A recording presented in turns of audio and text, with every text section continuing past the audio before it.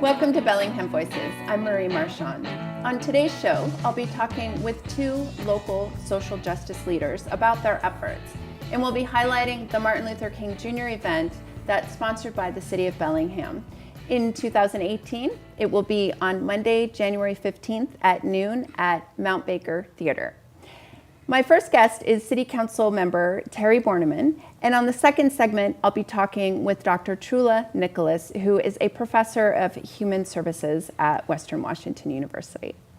Welcome to the show, Terry. Well, thanks for having me today. It's great to always talk to you and to hear your fresh perspectives on social justice, and I'm looking forward to hearing about your role in the Martin Luther King Jr. event 28 years ago, and what you're thinking about the relevancy of his message to our lives today. Yes. First, I wanted to give folks at home an opportunity to get to know you a little bit wider in terms of your social justice efforts, and wanted to start by asking how long you've been on the council. I'm finishing up my 18th year, so not as long as Gene Knutson, but quite a while, yes. The second in seniority there then? Yes, second in seniority, and seen a lot of changes in Bellingham over those 18 years. Many of them very good, some issues we have to work on, but, yeah. Do you want to share some of your favorite accomplishments as you look back on your 18 years? You know, there have been so many different things that have happened. In that 18 years, we've seen Bellingham actually move from a mill town when Georgia Pacific was our major employer to a really diverse city. And I think having been part of the leadership with that during those transition periods have been wonderful. We've watched the downtown when I came in. You look at the corner of Holly and Railroad, we had a hole on one side, a rundown building. And the council, together with Mayor Osmondson, were able to come up with plans and to revitalize that area. And that area is something I'm really proud of. The permanent farmers market, you know, it's loved by everyone now. It wasn't then necessarily. You know, we had a lot of opposition. Now, a lot of the people opposed it. Oh, we were all, you know, everyone loves it now. But we had to work to do it. Reconnecting the city to the parts of the waterfront, the building of Taylor Dock, and the pushing to reconnect the city to the waterfront. I'm really proud of that. And many of the issues that we've done around greenways, the building of trails, the taking leadership roles in establishing bike lanes and alternative transportation, making those kinds of issues priorities. You know, it's just been a real privilege to be able to serve the city in making some of these kinds of changes that I think have been quite positive. Yeah. That's wonderful. Yeah. One of my favorite achievements of yours is when you championed changing the name of Indian Street to Billy Frank Jr. Street to honor the Native fishing rights and civil rights activists. Yeah. What was that process like through the city and then your own personal experience? It was an interesting process because that came about when a person came to the city council meeting and brought up the fact that we don't have a Martin Luther King Boulevard or Martin Luther King Way like many major cities. And a student from Western, a black student from Western came the next week and said, you know, I don't think, you know, that we really need an MLK Boulevard because that's not necessarily, you know, the issues that have been major to Bellingham, which really got me thinking. And I realized our issues in Bellingham, yes, we have different racial issues, but our major issue around race and other kinds of things had to do with how we have gotten along, how we have treated the Native American population. And so it got me thinking, and I brought up, you know, I'd like to not go with MLK, but with a name out of the Native American history. So I started talking with Daryl Hilaire from the Lummi tribe and others about appropriate names of words from Lummi and looking at Nooksack. And then I was visiting a friend, and all of a sudden the idea came, Billy Frank Jr., because he is the Martin Luther King of this area around Native rights. And I've had the privilege of meeting him a couple times, and just an amazing man, and somebody that's really respected not only by the Lummi tribe, by all the tribes in this area.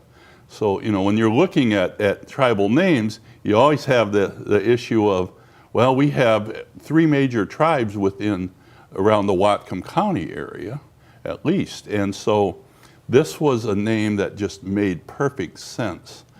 And then when I was talking to Damani Johnson, Professor Johnson from Western, about this idea, we were talking, and the issue of Indian Street as the approach to the university came up, and because we were looking at maybe the waterfront, and wow, that's where we need to go with this. And that's how that came about. And then we started talking to the university to see where they felt with it, with community members, with the council members. All the council was on board with it. We got very little pushback. The university was in favor of this because Billy Frank had been a speaker a number of times up at Western around the fisheries and fishing rights and other things, and conservation, environmental issues. So, you know, it was a great fit for it, and it is something I'm kind of proud of, that we were able to do that, to honor somebody that, you know, I consider a great man. Yes. And I see it as part of your legacy too, because the street is going to be in Bellingham forever. Right. So yeah, I always think of you when I drive up that street. Thank you. So that's part of your social justice involvement and your advocacy in the community. You're known for that a lot. I wanted to ask you about a resolution that the council passed this year that you co-wrote with Dan. It's the resolution affirming the safety of all people residing in Bellingham. And I just wanted to read a little bit about it. States that our city embraces and is inclusive of each other, regardless of immigration status or minority identity, that we will continue to advocate for gender equality and equal respect, and that Black Lives Matter. So how did that come about, especially in terms of the social climate of the day? Well, for me, it was really natural.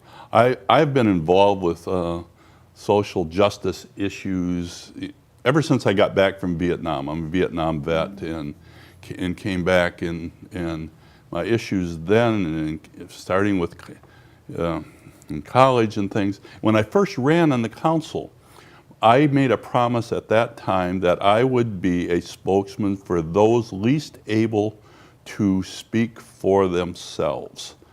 My background in history, my education, and I've got a degree in psychology, and then graduate degrees in rehabilitation for the blind. I worked in the field of blindness. I worked in starting a program for long-term care ombudsman, representing those most vulnerable in long-term care facilities. I've worked in juvenile courts on issues of keeping kids out of detention and out of trouble through starting the at-risk youth program through therapy.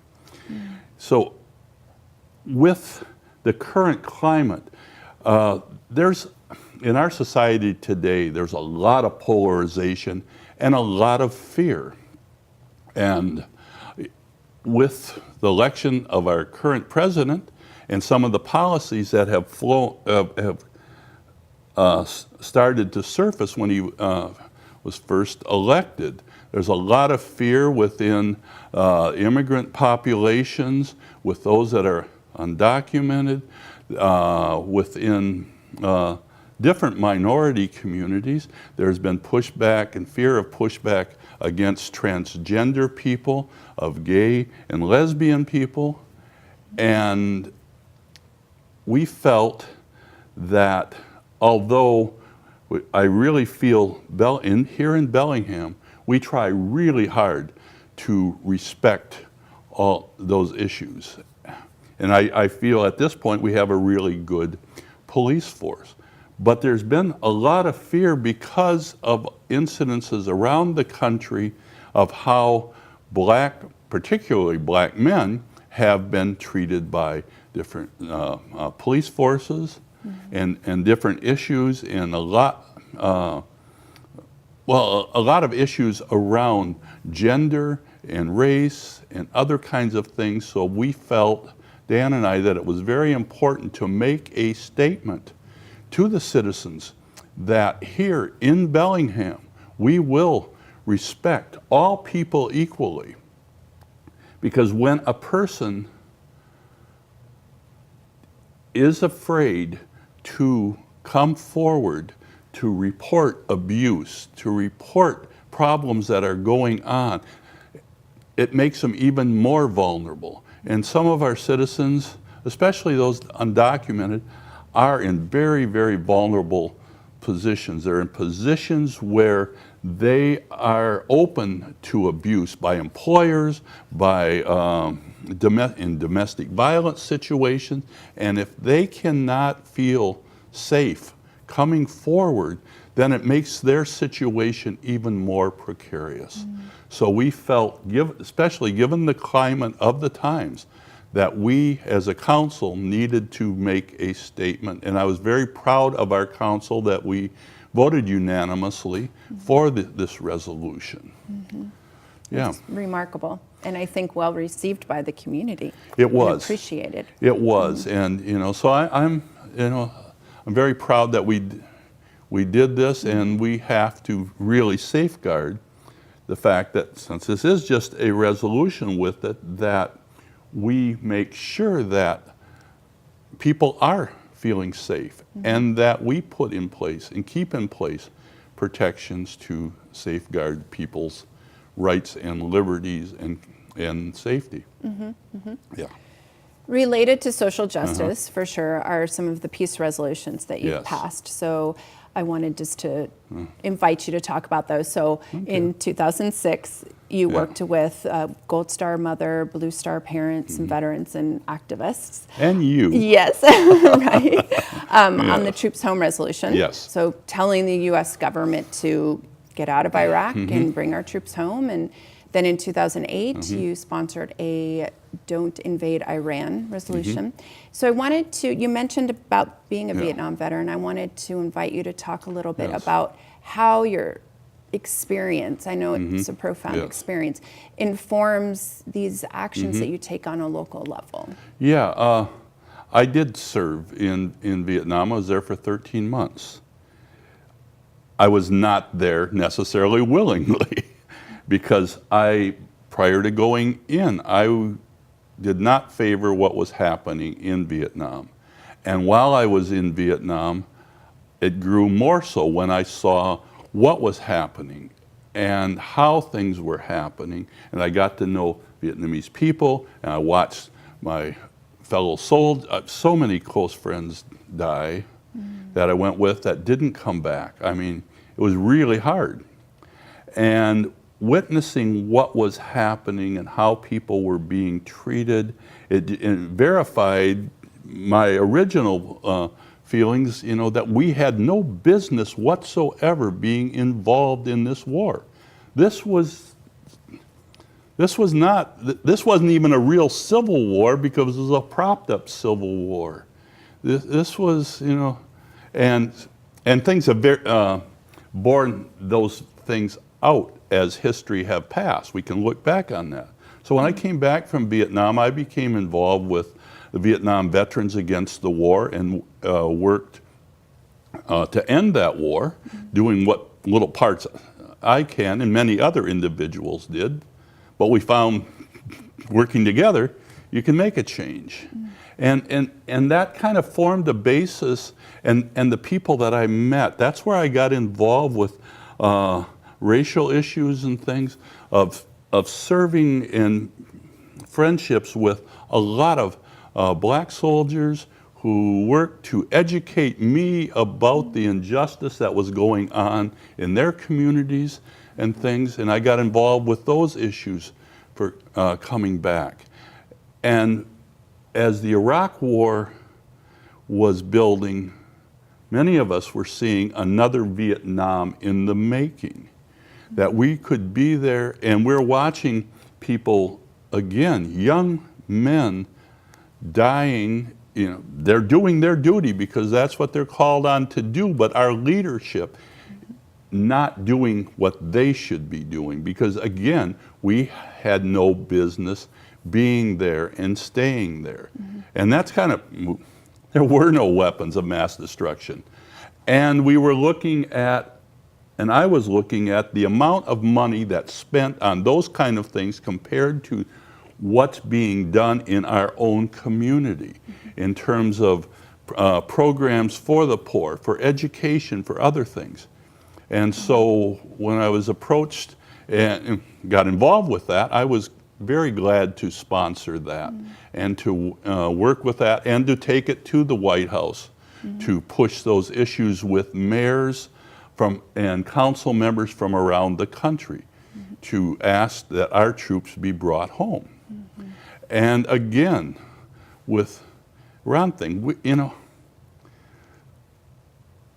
we need to be there to, to help in certain situations. But it's not our job to put our young men in harm's way And for certain companies' economic issues, as opposed to the protection of our interest and our people. I'm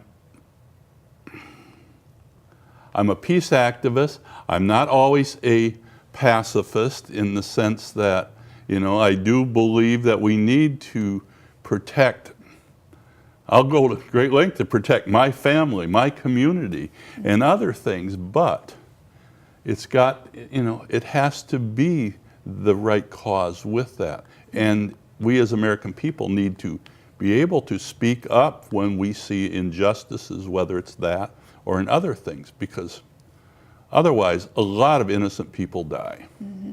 And I do feel very passionate about that. I've always appreciated Yeah, that about you. and I feel it's my responsibility. And as somebody that has served, as somebody that as an eyewitness to war in its worst, I have a responsibility to speak up. And the privilege to do that because I have witnessed it. Yeah.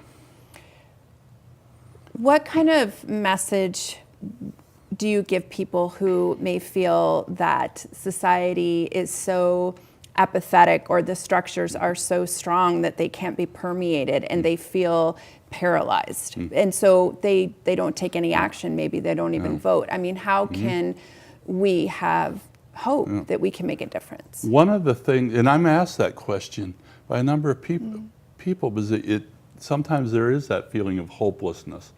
But I'm a firm believer that change has to happen first within and then out from us, radiating out from us, at home, working with making changes in how we treat each other in the neighborhood, in the family, in the community, in the city. As we do that, and with that you can make a change.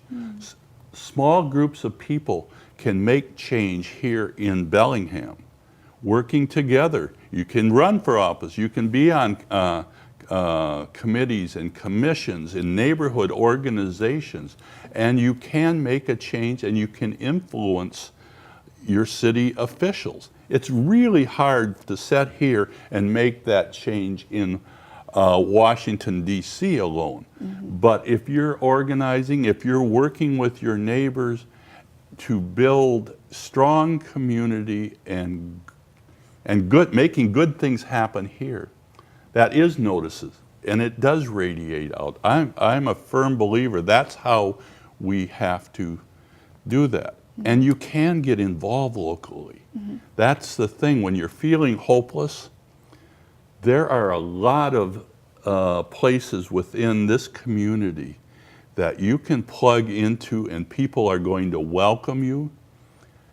And I really think that that alone will help bring your spirit up and allow you to do those good things. And when you're taking action, it takes you out of that despair. Yeah. Indeed, thank you. Yeah. You talked about budget priorities with the federal government and spending way too much on Pentagon activities. And that's something that Martin Luther King Jr. was passionate about and said when we're spending more on weapons than human services, we're approaching spiritual death. Right. For about 28 years, you've been involved in the Martin Luther King Jr. event. And it used to be held at City Hall mostly. But now we've moved, and I just want to make sure everybody knows that, Mount Baker Theater. So talk a little bit about how that originated. We had Clyde Ford on the show back in January. He talked a little bit about it too. So what was your involvement, and then what about today's event? The early involvement, I was involved peripherally on the first few years with Clyde, because Clyde was the prime mover that started that. And as it grew, it started in City Hall, but then it moved out of City Hall and was done different places and was handled, it was kind of handled by a few other people.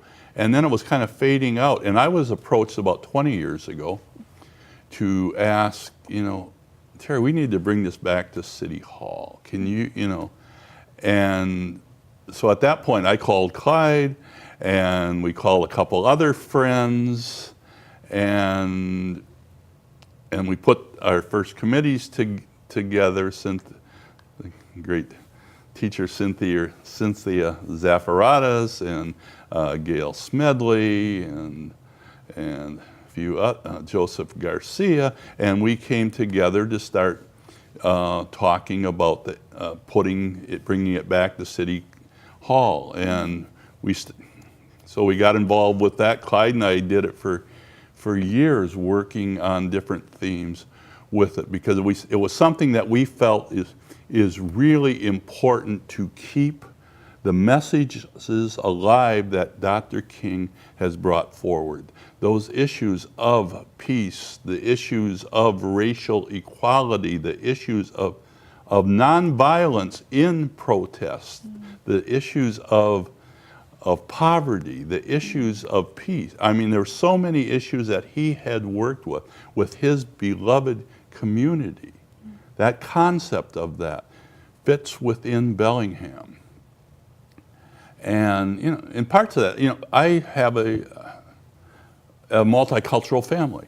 My eldest son, who did pass away a couple years ago, is African American.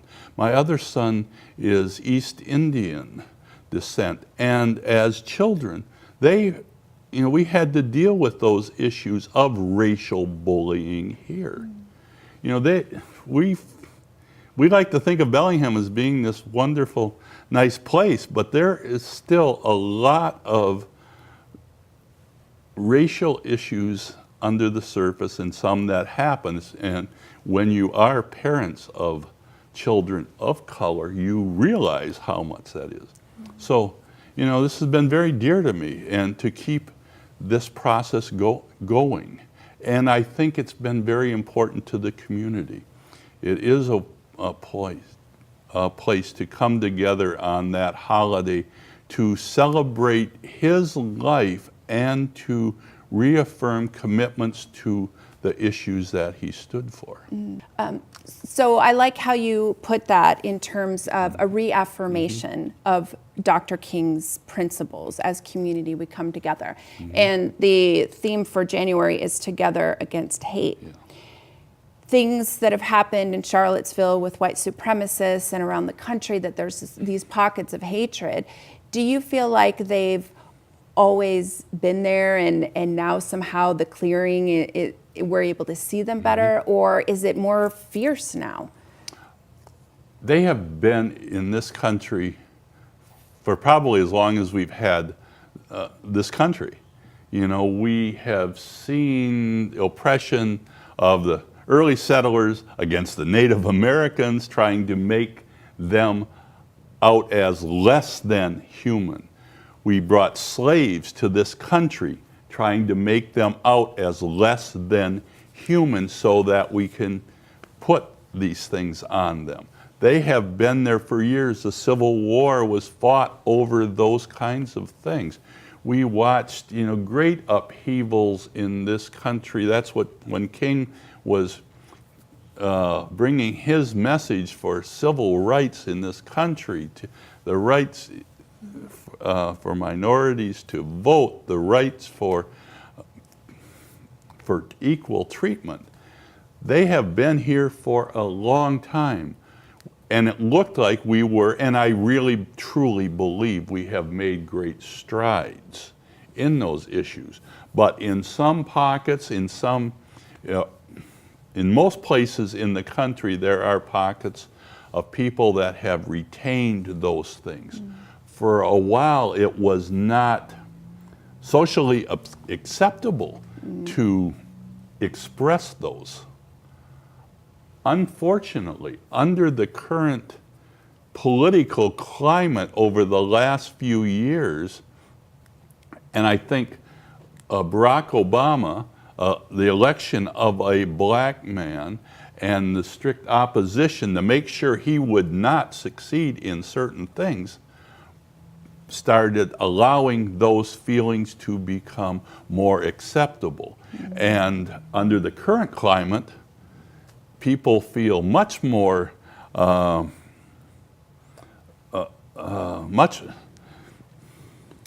not even sure what the word is. Well,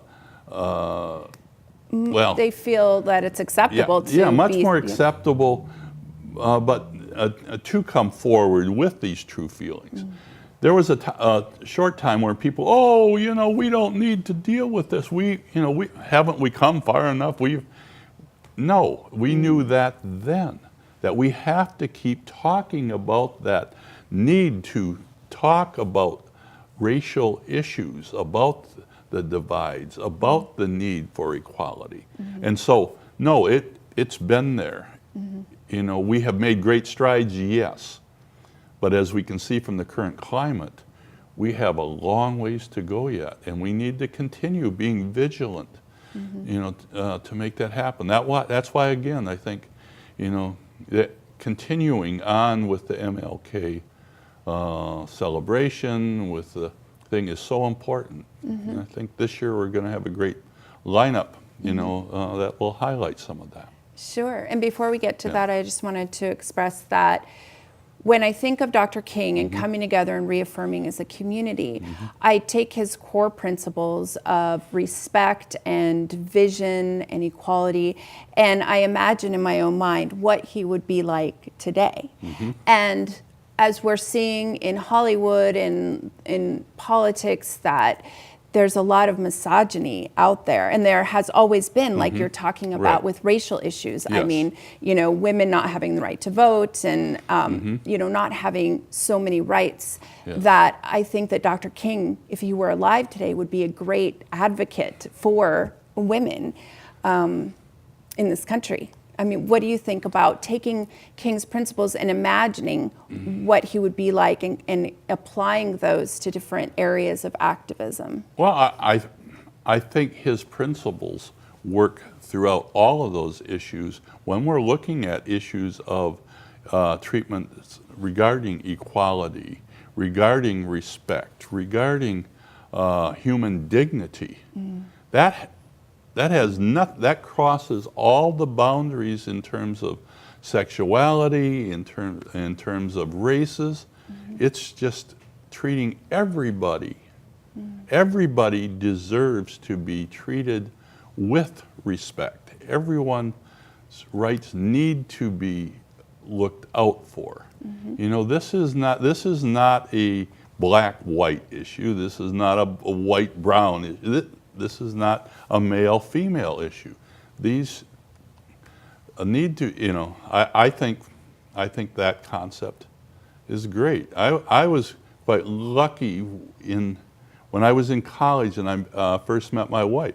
She was involved in a quite fairly radical, one of the early women's studies program. And boy, I learned a whole lot from a lot of women there in terms of these issues and in terms of respect for gay, lesbian issues and respect for the gender issues, and and these are incredibly important issues that are coming forward. But it's all part of that same basic of a value system of respecting individuals for themselves, for their individuality, and yes, and again in all of this, of not allowing people in dominant positions to take advantage. And that's what we see in most racial issues and the fear that happens and stuff. It stems from those, and yeah. So. And it's all of what you're talking about, actually, to go full circle, is included in this resolution affirming the safety of all people residing in Bellingham. That's where it beautiful it part is. It's just, and it shouldn't be that hard of a concept. Right. Treating others as you'd be treated yourself. I mean, pretty simple concept there. Yeah. Yeah. We'll get there. Yeah. We'll get there. I know you have hope. I do. I'm an optimist. So talk about this coming Martin Luther King Jr. event. Yeah, I'm rather excited about this one because I think we have some great speakers that work towards these issues. Clyde Ford's again going to be the MC and moderator and will speak. And anyone that has seen Clyde knows that he's a very dynamic speaker, and he is somebody that has written about, speaks about, the issues that we were talking about, that is very passionate about King's issues. We have County Council member Sat Paul Sidhu. And Sat Paul, I think, the issues of standing against hate, one of the things that he is doing right now, he is leading the effort to build the arch of peace and reconciliation, pointing out the period of time in Bellingham when we kicked the Sikhs out of Bellingham, also when the Chinese were pushed out of Bellingham, and the Japanese during the war, while at the same time saying welcome to immigrants, because that will be incorporated. They're building this arch. Many of us have been working on this project, and it points out where we were in our past and how wrong, but at the same time affirms that we are a country of immigrants and we welcome. And so I look forward to hearing Sat Paul. I always love to hear him and love to hear him speak because he is a true man of peace. And Trula Nicholas, the professor up at Western, a dynamic speaker, somebody I have known for a long time.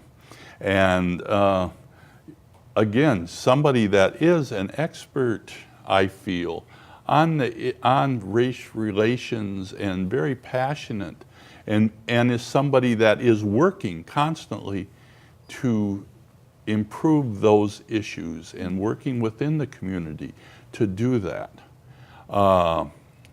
We will have Megan Yates is going to be there. Megan is an artist, a songwriter, an incredible singer. She's a Native American woman, and she's also does spiritual work within the community, and she will be singing a couple of her songs from her new CD and speaking. And I know you're going to love her. She's again, a very dynamic person, very passionate a person. The mayor will be doing the opening welcome to the city. And of course, the Culshan Chorus is going to be here. Culshan Chorus has been a part of this from the very beginning. And if people have not heard the Culshan Chorus,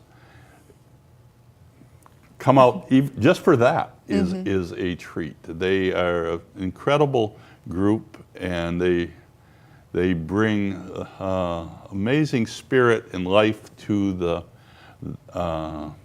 celebration. And your friend Daryl Hilaire is going to And do the Daryl, opening that's blessing. right. Daryl Hilaire from the Lummi tribe will be there and doing an opening blessing for the ceremony.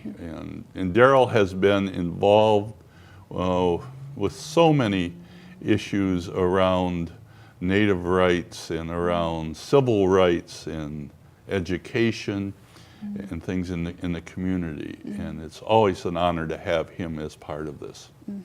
Yeah. I'm really looking forward to Yeah. it, and I know a lot of people are. And one goal is to fill up Mount Baker Theater. Yeah, it'll be fun this year because we have been, over the years, it's hard to leave City Hall because hearing the Culshan Chorus in City Hall is really dynamic as it echoes through, and I know a lot of people love it, but there isn't enough room for it. And so this year, going to the Mount Baker, we're hoping to still keep that same kind of spirit, but allow a lot more people to come. So if for some reason people didn't come in the past, because there is no seating and it's really sometimes hard for some people to stand for an hour or so, or an hour and a half, this will make it much easier, more comfortable, and we can accommodate a lot more people. Great. Yeah. Yeah, we definitely want to fill it to be Yes. together against hate, Right. which is the theme. So Yeah. I just want to reiterate for everybody at home, it's Monday, January 15th, Right. which I think is super cool because that's actually Dr. King's birthday, and it doesn't fall on the 15th very often. So I'm excited about that. At noon at the Mount Baker Theater. Right. And we're also asking people to bring a can of food for the food bank. Yes. Or more food. Yeah. And one of the that. things I want to say about the timing of doing it at noon, this has been a tradition from the very beginning, because the Martin Luther King Jr. celebration coincided with the push to make this day a city holiday. And we recognized it would be a city holiday for city employees, but not necessarily for everybody in the city who's still a work day. So we did it at noon, and we've tried to keep it close to an hour for those people who are maybe working that day but can still come and take part in this. And so it's been a tradition from the beginning, and we've kind of stuck with that for that reason. Wonderful. It'll be great. Yes. Thanks so much, Terry. I always Yeah. enjoy talking with you. It's been nice having you on the show. Oh, it's been great being here. And Thank you. yes. And thank you for joining us for this segment. And please stay tuned for our discussion with Dr. Trula Nicholas. Thank you. Great.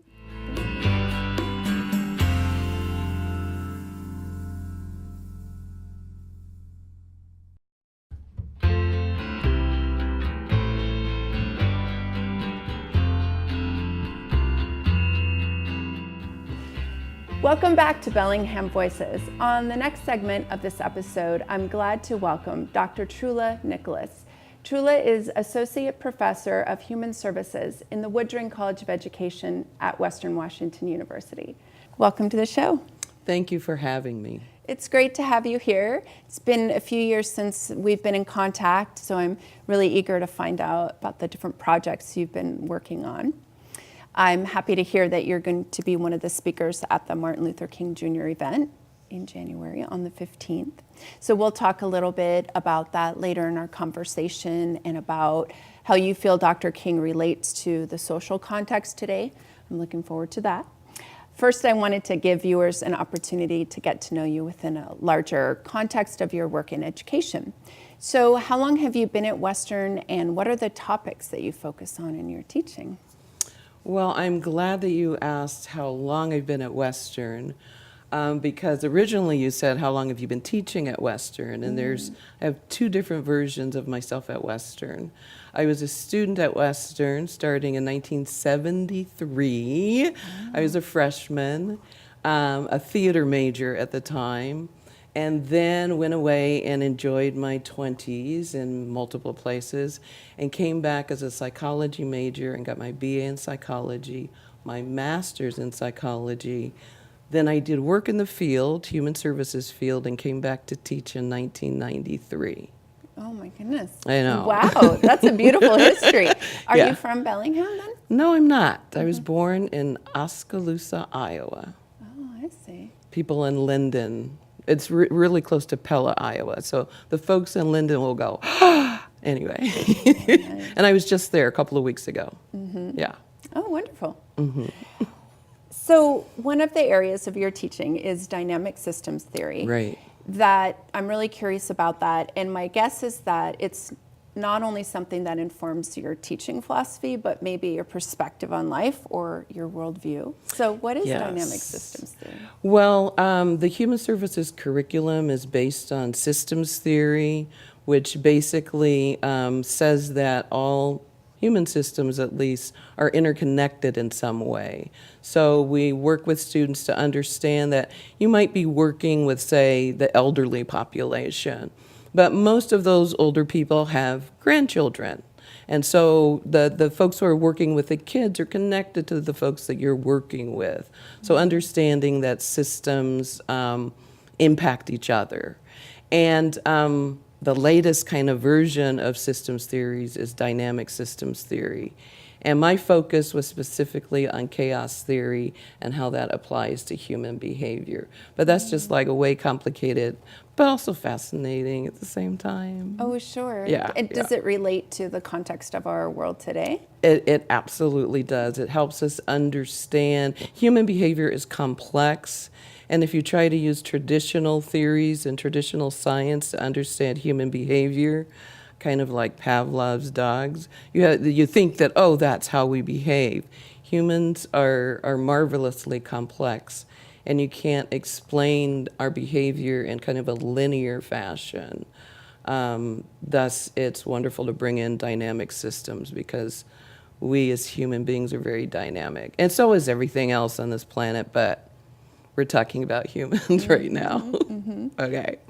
So how does that relate to my teaching? The classes that I've taught, I've been teaching there for such a long time, look at systems. Currently, I'm focusing on social justice and equity because that is, all of those things are so complex and so dynamic.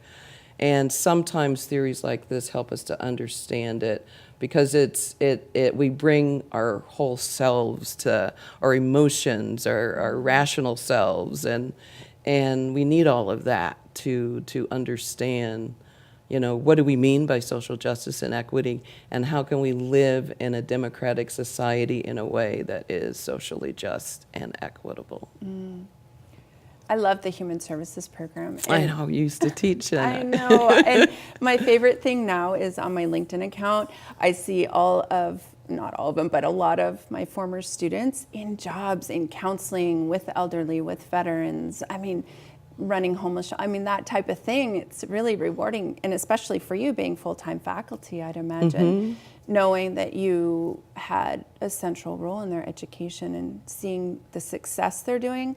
And not only for their fulfillment as their career, but also for all the people they're helping who are vulnerable and in need. If you think about what better thing to do, because I worked in human services for 20 years before I started teaching, and I feel like it's a reward. Your reward is you get to teach the next generation.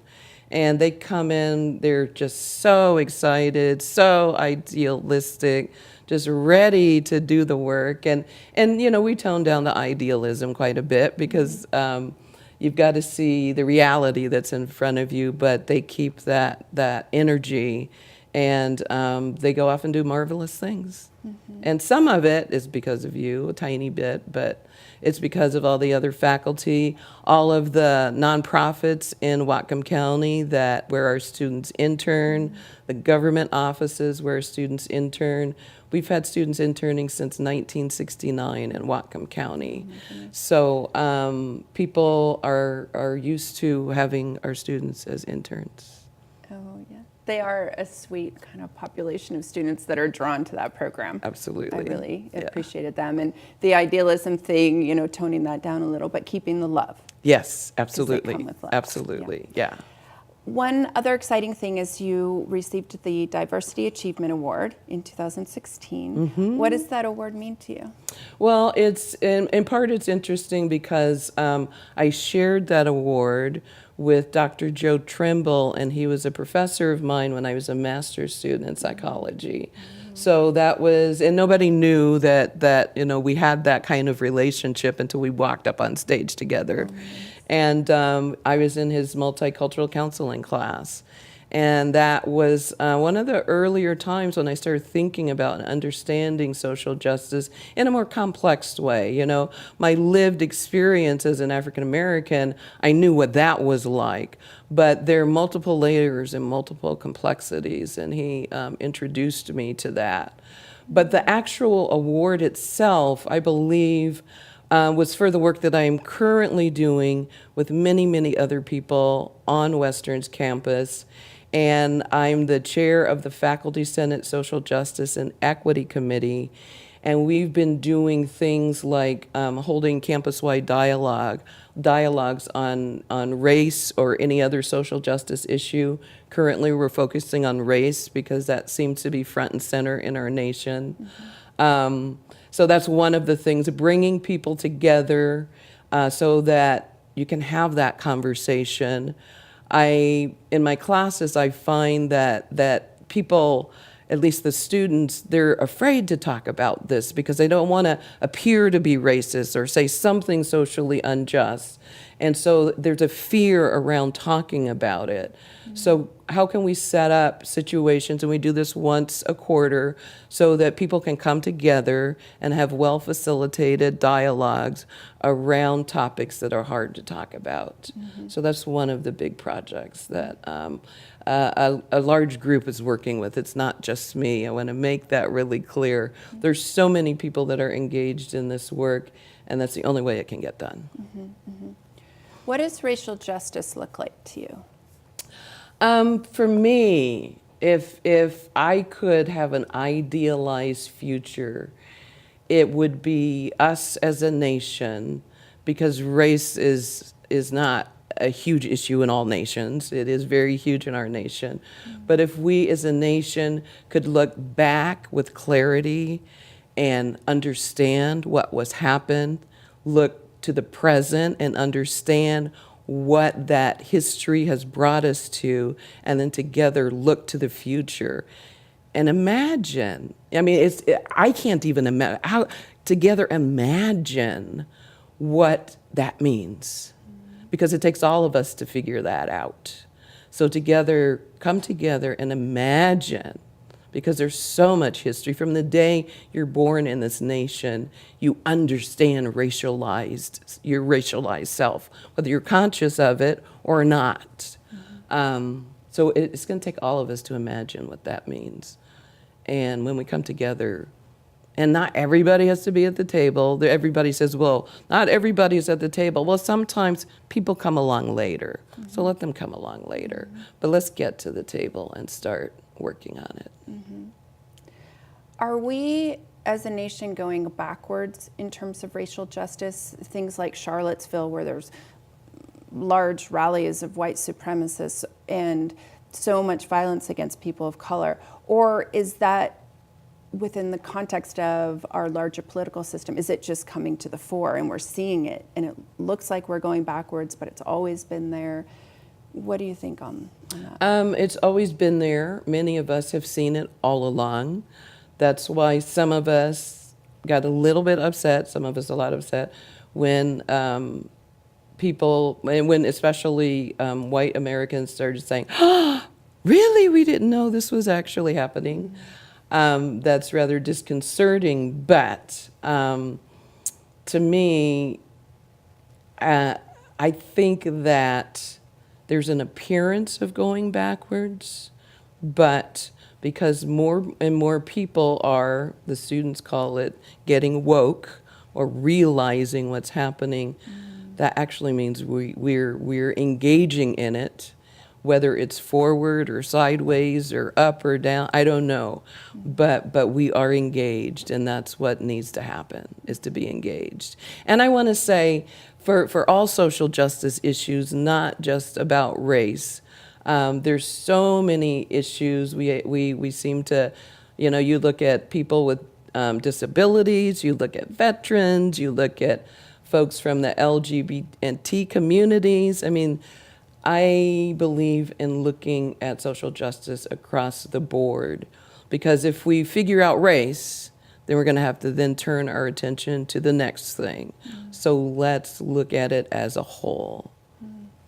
That's how I feel about it. Thank you. So as I mentioned, you're going to speak at Martin Luther King Jr. event, and I wanted to clarify for people, it's at a new venue, Mount Baker Theater, because it's typically been at City Hall for 25 years, except for Municipal Court for a few years.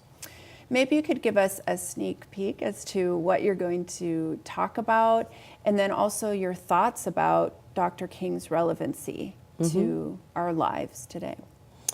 Well, I haven't figured out what I'm going to talk about, but I know that the theme and then my overarching views, especially now, is that we all must come together to figure this out. We must come together as a nation, but that's huge. We can come together as a community. And I believe it has to be all of Whatcom County, not just the Bellingham community.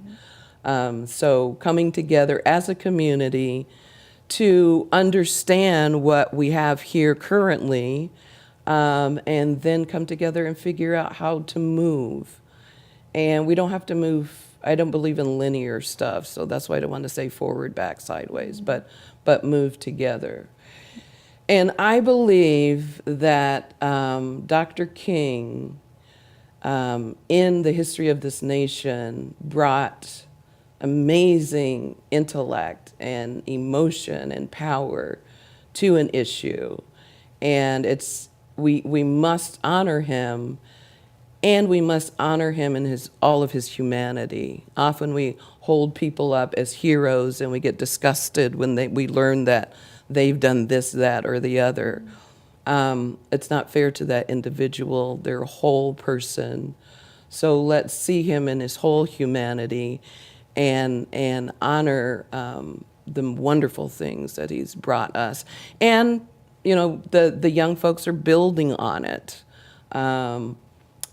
Someone just recommended Ta-Nehisi Coates' latest book.